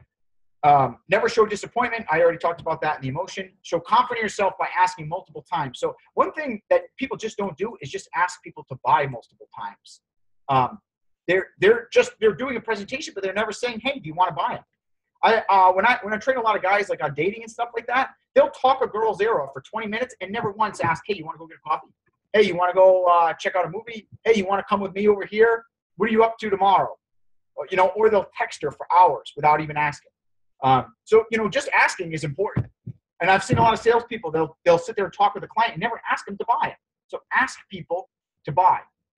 That's probably another one of the top things. Like if you guys can take that away, it's just whatever you're trying to do, make sure you ask them to buy. If you have a website, make sure that asks them to buy like right away on your page. You should have a call to action there that, says buy now the minute they get there. So, some people don't even want to go through the presentation. Like, okay, I'm ready to buy. And just buy it. And some people are going to be more work than others. Some people are going to buy right away. Some people you're going to have to ask to buy 15 times before they say yes. And one thing they always taught me when I was in sales was that, 5-year-olds are some of the best salespeople because they're not afraid to ask. Like my daughter, she'll say, Daddy, buy this for me. And I'm like, no, I'm not buying it for you. Daddy, come on, buy it. No, I really want it. Come on, buy it for me. I'm not getting it for you. Look, really, if you buy it, I'll give you a snuggle. I'll hug you. I'm not buying it for you. I'm not buying it for you. Oh, please, Daddy, buy it. All right, I'll buy the friggin' thing. Okay? So, but it takes 6 or 7 times. Now, why do we do that? I don't know. I have no idea why that works. Sometimes I guess we just want to make sure other people want it bad enough. Okay? So if you want to just increase your closing average, guys, just ask people to buy it. All right? Now, Nick's saying annoyance. Yes, it is kind of annoying, but you know what, guys? Salespeople aren't afraid to annoy people. They don't give a shit what people think. They don't care whether they're bothering people or not, right? One of the things when I was helping my friend out get this girl to spend the weekend from him, she stopped talking to him for about an hour, right? And he's like, oh, that's it. I blew it. She's not talking to me. I was like, no, you didn't. I'm like, message her and be like, what, did you fall asleep? And he's like, I'm not saying that. That's rude. I'm like, just do it. I'm like, message her and say, what happened? Did you fall asleep? And he's like, she's going to hate me. I'm like, well, she's not talking to you anyway. You already lost her. So just message her, right? So he's like, fine. So he messages the girl, hey, what happened? Did you fall asleep?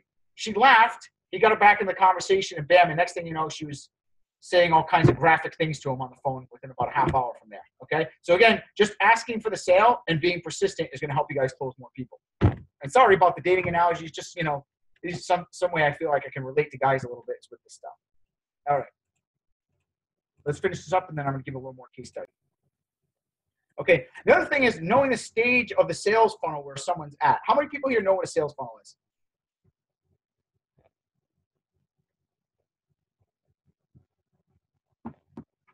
Okay, a sales funnel is the process that makes someone go from the initial contact to placing the credit card, dating you, agreeing to the whatever thing you want to happen, whatever, is what's called the sales funnel, okay? So, for example, I'm going to relate this to dating again. The sales funnel, if we relate it to dating, would be first you're going to initially approach a girl or talk to a girl. That's your initial contact. That would be like in sales, when people go to my website, they put their email address in and an opt-in page. That's the initial point of contact. It begins the sales funnel. The next is something like a small commitment to get to know you a little bit. And on my website, it would be like an intro video for 4 or 5 minutes to tell them a little bit about myself. If you're dating, it would be, for example, like a coffee date, something that's not a lot of pressure, gets a chance for them to easily walk away if they don't like you and to continue to talk to you if they do like you, okay? If you are on a website, it would be like an intro video where they can either click out or they can listen, submit to a webinar. The next process of the sales funnel would be like a webinar, which would be like maybe an hour, hour and a half long, which gives a very detailed case study of whatever you're trying to teach or sell. In dating, you would be taking the girl to dinner or, going on a little bit more official date where you guys get to know each other a little bit. You're able to present yourself, the value you have to offer as a person, and then get to see what she's all about. So you guys can both find out, is this going to be a win-win scenario? Is this a mutual agreement or are we going to part ways? That would be done like on a webinar, okay? So you're starting initial point, then medium commitment, then a little bit more serious time commitment. Then starts the sales process, the pitch, the closing. Now you're going to ask, for example, you're ready to buy. Would you like to see what this costs? That would be like asking a girl, hey, would you like to come back to my house and watch some Netflix? We all know what your intent is on that one, right? You're not being completely honest. We don't know. You might just go home and watch Netflix. I don't know. But we know that that's definitely a bigger commitment than asking her out to dinner, right? Okay? So you might say, hey, would you like to come hang out and watch some Netflix in my house or whatever? Or, I say to my prospect, hey, would you like to see what this product comes with and what it offers? They say yes. Okay, you've now moved them along the next part of the sales funnel. Okay, now the girl's at your house. You guys are watching Netflix. We all know what you want to happen at this point. I apologize to any girls on this chat right now, okay? But I'm sure, this is just the dating process, and I hope you don't think anything less of me, but it's a very good portrayal of exactly how the sales process goes, so I hope you forgive me on this, all right? So now you have to do the right things in this process in order to close. Is she warmed up yet? Have you done the right things? Are you attractive enough for whatever result that you want to happen at this point? If not, you may need to go back and maybe loosen up, talk for a little bit, build some more traction and go back. Same thing with your prospect. For example, now you're at the sales page. Now your prospect sees you're trying to sell them. Oh shit, here it is. I got to pull my credit card out. There's going to be some resistance at that point. There's going to be a little bit of objections. Now you got to go back and say, okay, this person said they couldn't afford it. So maybe I now have to build a little more value in the product so they see why they really can't afford not to do this. All right. Was this an accurate portrayal of a sales funnel? Does everybody understand now what a sales funnel is? Does this make sense? Josh says, hell yeah. After this hangout, watch, I'm going to have guys be like, Dave, I got like 5 dates after this hangout. And that's not like my intention from this, but, it's just a way to relate this. Okay. Is anybody confused? Is this going over anybody's head? Does anybody hate this or like not following it at all? Be honest with me. It's okay too. Like if you don't like this, if you're enjoying the content, I want a feedback on it too. I don't want to suck. I want to make sure you guys are happy and you want to have me back again, hopefully in the future. Okay. You guys are all saying it makes sense. All right. Good. All right. To be honest, it was just for filling an order, so I didn't listen. Okay. Oh, that's all right. Good. Glad you sold something. All right. So Christopher says he doesn't get all the phases. Okay. So again, you have, the initial point of contact. Then you have the maybe a little bit more of getting to know you. Then you have a more serious time commitment where you get to know each other a little bit more. Then you have the first ask for the order or the can I present my offer to you? And then you have the actual presentation of the offer, okay? If you're interested, guys, I have a 6-figure mastermind where I teach all this stuff to people. Some of the guys that are in this right now, we do like weekly coaching where I actually coach you on all this stuff, like high-level social skills, building a 6-figure business and things of that nature. So if you want, you can talk to me later if you want to get into my group on that. But just try to give you guys the basic stuff for now as much as I can to get you introduced to this. All right. So what you're going to do with the sales funnel process is figure out, well, where am I in this process? You don't go up to a girl and talk to her and ask her to go watch Netflix with you the first time. More than likely, 99% of the time, the girl's going to either laugh at you, slap you, or just plain walk away from you, right? Because you've tried to skip the process. You can't do that. You need to go through the process in order to happen. You don't walk up to someone and say, hey, would you like to buy my $1,000 product without even giving them any presentation. You've got to move through the sales funnel in order to get the results you want. And if you skip processes in the funnel, you're breaking the chain and you're probably going to lose the deal. Now, can you move people through the funnel quickly? Absolutely, okay? Early in this channel, I was talking to Matt saying, I told my friend I can get any girl to want to spend the night with me in less than 10 minutes because I'm able to move through the sales process very quickly, okay? It takes a lot of advanced skills in order to do that. And I showed him at dinner, I did exactly that, and it took me 6 minutes, okay? However, I still went through every single step of the process just in a very, very fast manner, okay? So you can sell things quickly as long as you're able to move them through that process quick, all right? Now, when you're brand new, guys, do not expect to be doing this. You are not going to have these kind of results, okay? This is 20 years of business and sales and persuasive ability here, and a lot of experience, put it that way. Okay, so the better you get at this, the more you're going to have better results. Be slow. It may take you 3 hours to close someone now, right? It may take you a half hour just to get a girl to go on a date with you. Okay, whatever it is that you're trying to persuade, you're going to be awkward and slow and bad. But the more you do it, the more you practice, the better you're going to get at it. Okay, I'm going to stop on the advanced stuff right now. And then I want to do some case studies and do some questions because we only got about 15, 20 minutes, and then I got an interview to do. Dylan says you have to love the process. Matt says, I like putting the first foot forward to initiate or prompt someone to make a sale. Okay, good.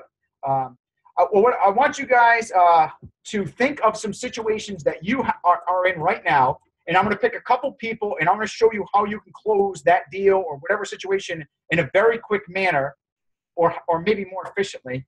I was just about to use that. My wife just stole the bathroom on me. I was going to say, think about that while I go use the restroom because I drank about 5 waters before starting this. Okay. Guys, who has a situation right now? Let's say a friend's not listening to you. You want to get a girl to date you. You want to close a high-end client. You want to start a business. You want to find a partnership. What's something that you need to persuade someone on that you're struggling with? And let's see if I can help you. Who wants to to go on that or volunteer? Joe says a job prospect. Okay, so Joe, why don't we unmute you?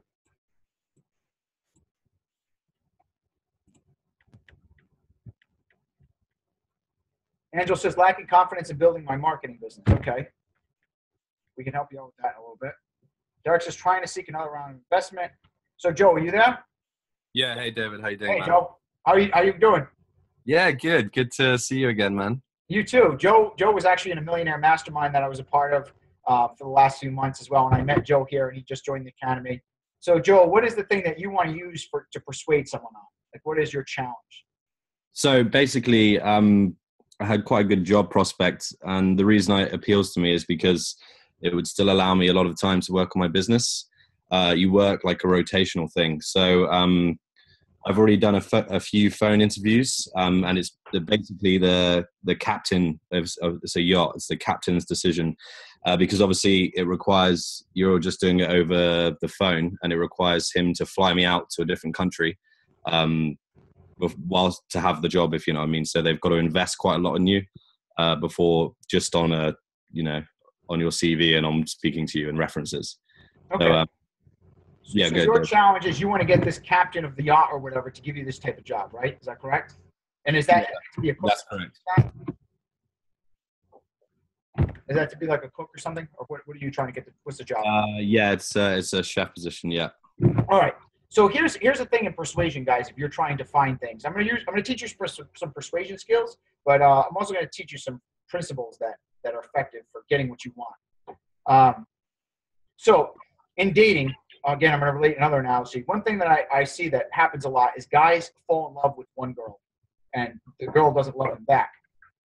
Has anybody ever seen a guy that has been obsessed with a girl, and no matter what he did, that girl just would not date him? Say yes if you've ever experienced that. Looks like everybody on this chat, right? Okay. The thing is, what happens is that person gets so obsessed with that one girl, they forget about the million other girls that are out there right now that would love to probably date him if he did the right things. Maybe this girl has no interest in you. Maybe she's not available. Maybe she doesn't like your type. Maybe if you're white, she likes black guys. Maybe you're too short. Maybe she likes tall guys. Who knows what it is? But something about her, she has no interest in you. But yet this guy continues to fight that girl. Okay. Now with the job, I used to do the same thing. If there's a particular job I want, I'd work hard to try to get that job. But the thing is, what guys that are very successful women do is they find themselves a lot of prospects. Same thing with jobs and opportunities. So, for example, this one girl may not. Matt says those excuses are female cut your pitch. I forgot what I was going to say now. So you're finding more prospects, right? So for example, by going out and meeting more women and being more attractive and working on their skills as an attractive man, this gentleman now is able to find more dates and create a better selection for himself and network. So for example, this one girl may have a lot of traits that he likes. It's not the fact that he's in love with this one girl. It's the fact that he likes her type, her personality, or something about her. But there's plenty of other girls that probably have the same exact qualities as the girl that he could convince to date him, okay? But what he does is he limits his options by not going out looking for anybody else. Now, same thing. For example, maybe you will get this job, maybe you won't, right, Joe? But if you continue to look just for one job and you try to figure out how can I convince this one person to take me, you're going to have a much harder or less chance of success than, for example, you get yourself out there in a marina and you talk to a bunch of guys that own yachts. And you make yourself attractive as possible to those guys as an employee by sitting there having drinks one day and you're like, so yeah, I was my old boss I actually worked for. He liked me a lot. And actually increased his revenue by like $100,000 for a year. And I had a great relationship with him because I was always there all the time. And you're just casually talking to this guy. Now this guy maybe not even, he doesn't even know that you're looking for a job yet. But then the other guys at dinner hear this. They're like, oh, you used to work on a yacht, really? Yeah, it was good. I love cooking. It's just me. I enjoy it a lot. And you're casually just selling yourself without them even realizing you're selling. Now they start asking, well, what are you doing for work now? Well, actually, I just left my other job because, time constraints. I'm trying to build a business on the side. So I'm looking for someone that's, maybe understanding my situation and really wants a really good employee, but is able to give them some flexibility. And they're like, oh shit, man, I'll hire this kid. So, I got a job opportunity. And what you do is you're actually creating opportunities for yourself by putting yourself in the best position possible. So this is persuasion because you're using strategy to position yourself in the right field. Now you've got options. You've got 10 captains all around you. Do you think there's a better chance of landing a job with them or this one guy that you want to go after all the way across the country?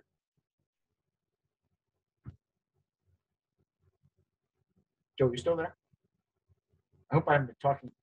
Oh, I'm muted. Okay, go ahead and unmute yourself so I can talk to you on this.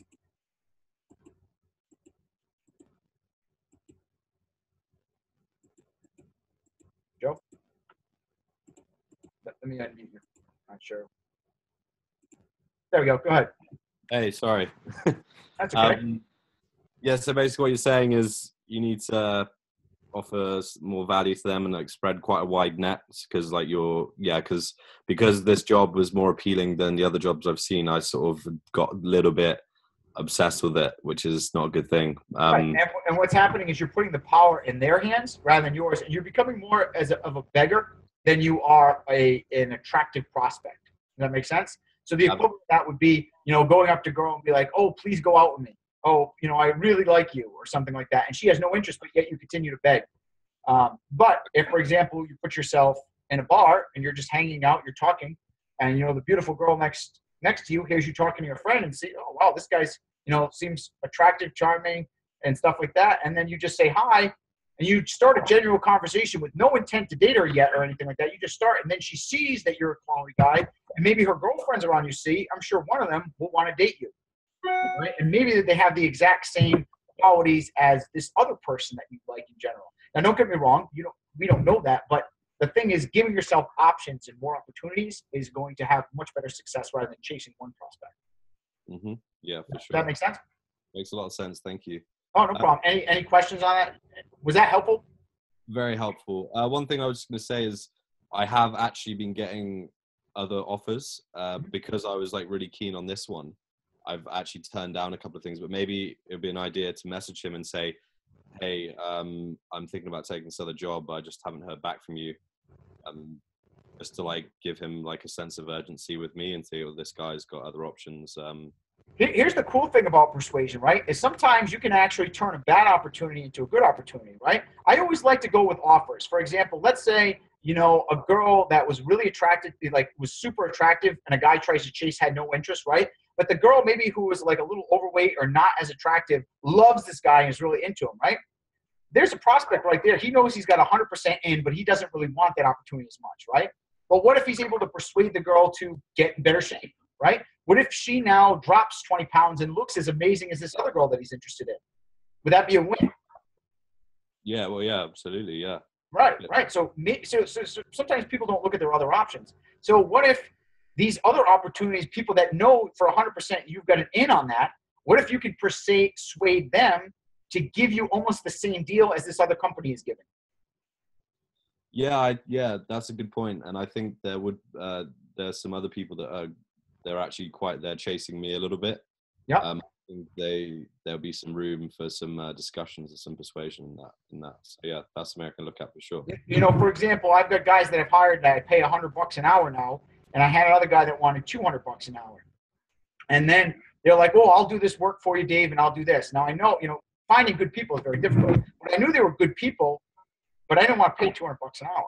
I don't want to pay $100 an hour. And I was like, I got this other guy here that's $100 an hour, but I'm not sure if I 100% want to go with them. But I tell you what, I do like you. If you're willing to do $100 an hour and match his, I'll go with you for sure.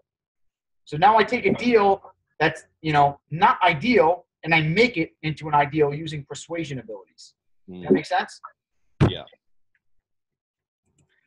Let's do another scenario. Anything else that you guys want? Like that, there's a certain thing that you want to win over, a persuasion, a challenge, and I can help you.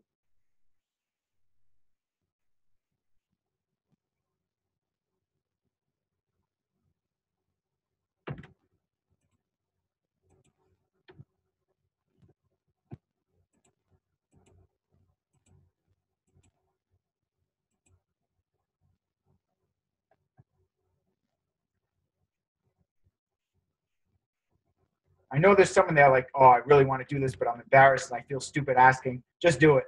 Just throw it out there. David says, how do you do the follow-ups? Okay, what do you mean by follow-ups, David?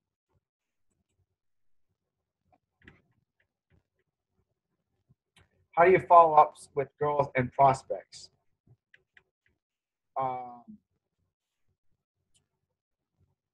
So let's chat for a second and find out about that, because I'm not 100% big on follow-up, and I don't really like to call it follow-up. So let's talk about this. Okay, so David, go ahead. You're unmuted. Can you talk for a second? Yeah, hey David. So nice to meet you here. Thank you for everything you told us. And my question is, you got this prospect started now and you want to make a follow-up, or you got this girl for the first date, you got her in your bedroom. What do you do the next days? Because this is the thing I am struggling a little bit at the moment, because, you know, the first deal was done, but I want to build trust and I want to hold the people in my field, because I know, okay, this person can help in the future. And how do you do the follow-up? Because I don't want to be too I don't want to approach them too extremely, and I want to give them a little bit of room. But if you give a girl, for instance, too much room, she's away. So what do you do exactly in both? Okay, so this is a fantastic question, David. This is excellent. I'm glad you asked this, right? Okay, because this is something a lot of people struggle with. What you're trying right now is you're worried about tactics, okay? I like core solutions. You're worried about a tactic. How do I follow up? What do I say? What I do, right? Here's what I like to do, right? I find I could worry about learning how to follow up, and I could learn how to chase people, but I'd rather have them begging to see me again as a business, or begging to do business to me. I have course members that are on here that will give you rave reviews. They're on right now, right? I have customers that will give me their business over and over again. Dating, I'm sure you can imagine, okay? But I'll put it to you this way. I like to make sure my prospects are extremely satisfied. Okay, that right there is going to get you much more than any follow-up tactics bullshit that you're going to provide. So whatever you do in your presentation, make sure that they are freaking thrilled and screaming your praise the minute they walk out of your door. Whether it's the girl that came over for Netflix or it's your customer that just gave you $1,000. Make sure if they gave you that $1,000, they're fucking thrilled they gave you that $1,000. They are going out being like, yes, this was the best thing I ever had, okay? And I'm sure you know what I mean if the girl walks out your door, okay? If not, and I hate to say, a lot of girls go home very disappointed, and the guys are like, but she never answered my phone call the next day. And same thing with prospects. Oh, they I tried calling, but they're not picking up the phone. You probably didn't show them that you're really going to take care of them and make sure you have their best interests in mind whenever business you did with them, okay? So, like, for example, my course members, when they buy my course, I will kill myself if I have to get them to make money and be successful. Because I know my entire business relies on the success of my current clients. Because if I make sure one client is satisfied, well, guess what? How hard is it going to be to attract other clients? A lot. Probably not, right? Okay. So I'm going to make sure I take care of those people as best as I possibly can. Does that make sense? Does that sound right to you, David, like what I'm saying? Yeah, definitely. So you focus on the 3 points you told us, and then everything goes like it should go. And if the people don't want to talk to you anymore, next one. Yeah, but I mean, the thing is, you don't want to just let them go. Like, oh, well, I got no business. The thing is, you've got to do everything you can. When you're in front of that prospect, you do everything you can to make sure that person is thrilled. And you've got to look, you got to ask questions. You got to look at them and say, does this person look thrilled, or are they just bullshitting me? Okay. So if you notice, I'm always asking you guys, what do you think about this? How does that feel? Tell me what you learned, right? I don't say, do you like it? Because if I say you like it, you say yes, then you could just be bullshitting me or yesing me to death. I say, what are the biggest things you learned? And I look, because if 2 people respond and only 2 people learn something, that means I suck. And whatever I'm doing isn't good enough. So I need to change my approach and change my feedback, right? If like, you're with a girl and she's like, can't get her hands off you and she's all over you, whatever you're doing is probably working. But if she's like, oh, I really like you, and, she doesn't even touch you, chances are she probably doesn't like you too much, okay? And same thing with your prospects. They're like, oh, I love it. Your product is amazing. You're a great salesperson, but now's just not a good time. Bullshit. Whatever you did is not good enough for them. Okay, so you didn't really find out, you didn't probe deep enough to see what is it I got to make this deal. What am I going to do to get this to work for them? You failed on your part to find out what's going to put this together. So find out what's going to drive them wild and then give it to them. Does that make sense? Everybody's going to be driven wild by different things. Definitely. Perfect. Thank you. So I think if I rely on the video Matt made with the 4 personality types, this is the thing that I have to do. Right. Is this right? So the practical guy, the action guy, and then you tell the people exactly what you want with your passion, of course. Mm-hmm. And when you did that, the person says, okay, I like it. And if you realize this, you got the deal. Yeah. There's so much more to it than just the personality types. You know, it's their wants, their desires, what they're looking for. You know, the biggest thing is to find out what is it they want. For example, David, what is it that you would like me to help you out with based on this webinar today? What are your biggest challenges? Yeah, exactly. The thing, I know how to get people started, even if they don't like to. Okay. But then if I wanna, because I'm in the network marketing industry too, and if I wanna make them do the stuff that I'm doing, I struggle a little bit. So the duplication in the business. So you right now are good at getting the initial leads or contacts or the approach, right? But you're not good at getting the sale to fall through or converting the prospect. Is that correct? Yeah. Okay. See what I'm doing here? I'm asking a question and I'm committing him. I'm finding out, is this correct? Is this what you want? So I'm making sure this is what you want. You want to convert the sale, correct? That's your biggest challenge. So if I make you into a converting machine, if I show you how almost every customer you talk to, you turn into a sale, would you be satisfied with my product? Great. So now I got it. Yeah. No, I'm asking you seriously. If I was to show you to convert every person that you talk to, would you not just like my product, but would you be thrilled with it? Of course, yes. You're sure? Definitely.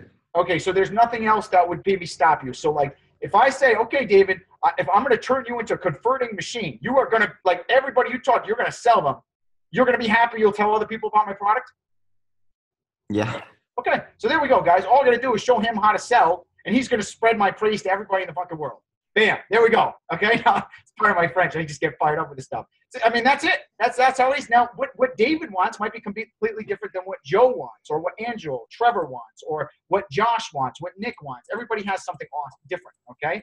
But whatever it is, I'm going to find it, and then I'm going to deliver as best I possibly can on that one thing they want, and then they're going to scream my praise, or they're going to never want to do business with anybody else again because so few people do this.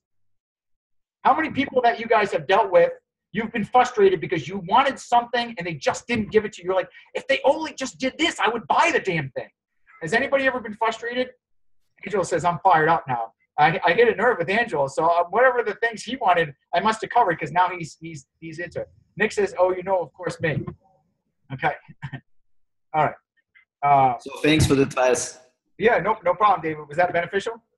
Yeah, extremely. So I know what to do. The question is the thing. So thank you.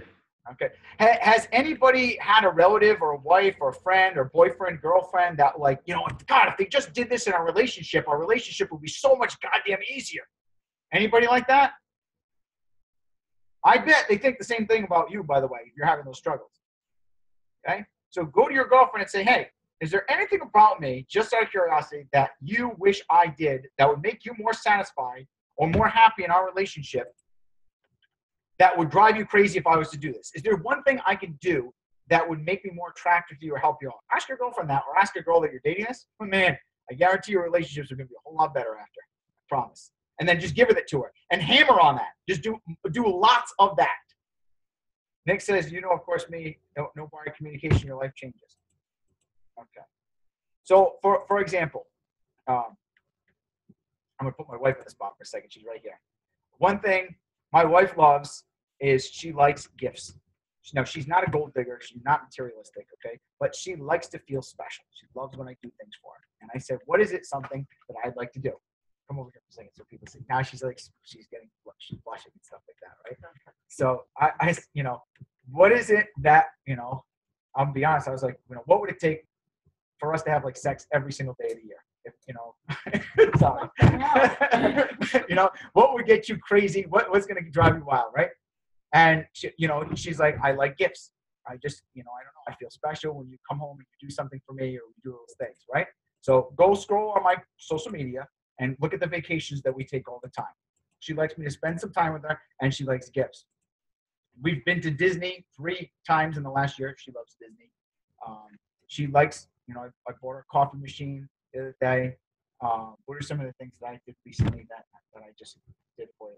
You just randomly buy me like peppermint patties. I love peppermint patties. Even something small like that. So it doesn't even have to be an expensive gift. It could be stupid, like a 99-cent candy, like a peppermint patty. She feels special. She gets all excited. So she loves that. Okay.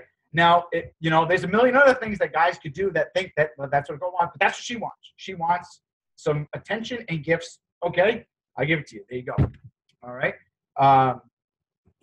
There was a story of a man once that was with a girl, and he said to her, "What is it that would make you want to marry me?" And she says, "I want a guy to write me a handwritten note every day." And he's like, "That's it? You just want a guy to write you a handwritten note every day?" And she's like, "Yes, that's the guy I want to marry." And he's like, "Okay, if you marry me, I'll write you a handwritten note every day." She said, "Okay, deal." She married him. That's simple. You could do this with your prospects, guys. I mean, it's funny. If you just ask people what the hell they want, they'll usually tell you. They'll usually say right out, because we all want this. We all want to be in a good relationship. We all want to buy stuff, right? But we just don't want to sold. We don't want to be in something we don't like or we don't want. So ask them what they want and then give it to them. What do you guys want from me on the next hangout, or what is it I can do for you to make you guys want to do business with me or want me to come back on a hangout? Why don't you guys type that in the chat right now? I'll find out what is it I can deliver for you that'll be more effective next time. What is it I can do that would, when we get off this hangout, you're going to tell everybody on social media that Dave Kosciusko is the most amazing trainer you've ever held. Apart from Matt, of course. Don't want to step on his toes. Okay. What is it that you think, like, it's going to get you raving about me? Trevor says, keep educating us on persuasion. Sales funnels, details to go through a great deal. Okay. Juan says, my biggest takeaway for the moment was, this is my biggest takeaway. Okay. Trevor says, keep educating us on persuasion. Is there anything else? Is there other things that you guys like to see that would make this amazing? Or do you all want persuasion stuff? Body language. Okay, we can do something on that. Connect sales, business, and dating icebreakers with cold prospects. Okay. So I could do, next time if you want, I could do a basic webinar on social skills and maybe like just basic conversation skills, the fundamentals of attraction and getting people to like you and things of that nature if you guys want that. Will you be interested in that? Because Matt asked me to do a webinar next week. And like, I don't want to do a webinar unless I'm going to get like 30 or 40, 50 people on it. Like I don't like to spend my time unless I'm going to help a lot of people. So how many of you guys want me to come back next week and do something like that? Like a basic, like social skills and attraction webinar or something of that nature where I just go over like the fundamentals, stuff like that.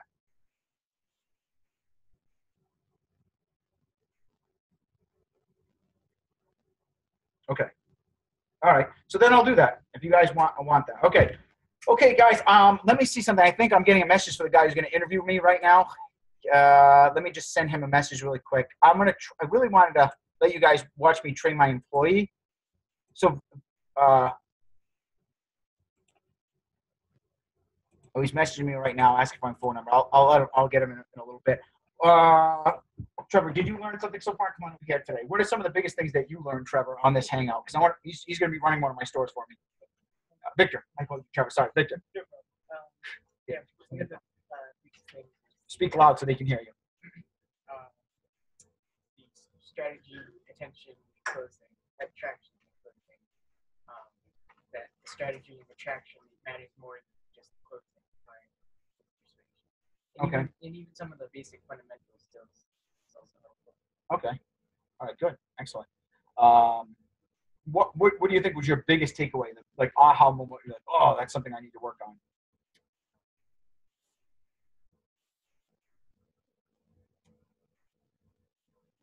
I'd say always go for the win-win deal, not have to worry about deal. Going win-win deal. Okay. Good. Okay, guys. What was your favorite part of the webinar? We'll wrap this up. Uh-oh, this is him right now. Hold on one second. Hello? Hey, Ryan, what's going on? Hey, I'm actually just wrapping up a webinar right now. Can I call you back in like 10 minutes? Hey, do you mind? Do you have the time to do that, or is that okay? Okay, cool. I'm doing a webinar for Matt Poshis right now. I'm teaching his guys on like high-level persuasion stuff. But I'll be done in like 10 minutes. Oh, awesome. Sounds good. I'll talk to you in a second. Bye. Yeah, this guy, he's doing a thing called Love Tales Untold. And actually, one of the people, he just interviewed Grant Cardone. And he was Grant Cardone did the story how he met his wife. And he wants me to do a story about my wife and I, like how we met and stuff like that. So we're going to be in the book alongside Grant Cardone, which is pretty neat. I don't know if you guys know Grant Cardone or not, but anyways, what is the biggest thing that you guys took away from this webinar? I just want to hear a little bit more feedback, and I'll know what to deliver on the next one for you. And then maybe next week I'll do this. Juan says, ask people to know what the hell they want and offer that. Okay? Dylan says, thanks for the advice. No problem.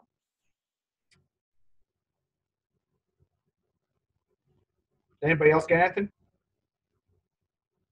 Nick says, learned, you break it, fix it is a good investment.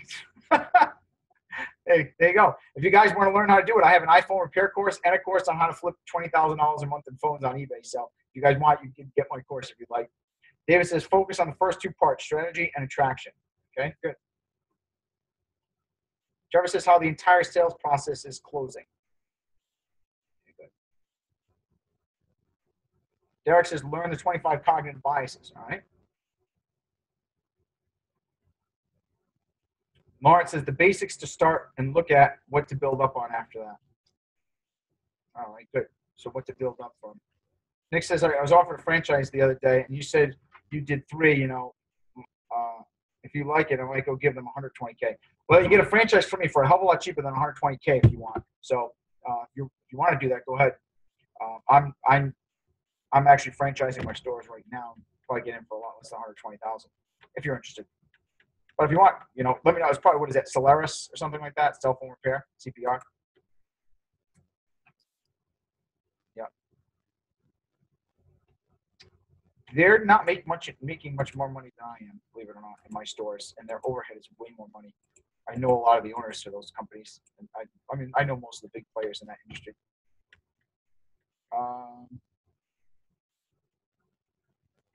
Okay, so I guess that's it. So. Is anybody here that thought this was too complicated and, like, you know, maybe found it not as beneficial?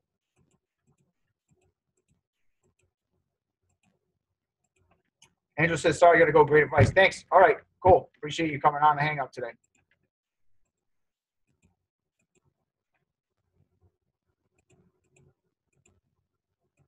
All right. Well, I think that'll wrap it up then, guys. Sounds good. And thanks again for joining me. Appreciate it. So it was great talking to you guys, and maybe I'll see you next week. Talk to Matt and see what he thinks about it. All right. If you guys like the hangout and you really did enjoy it and you found it beneficial, do me a favor, give me a shout out in the Inner Circle group.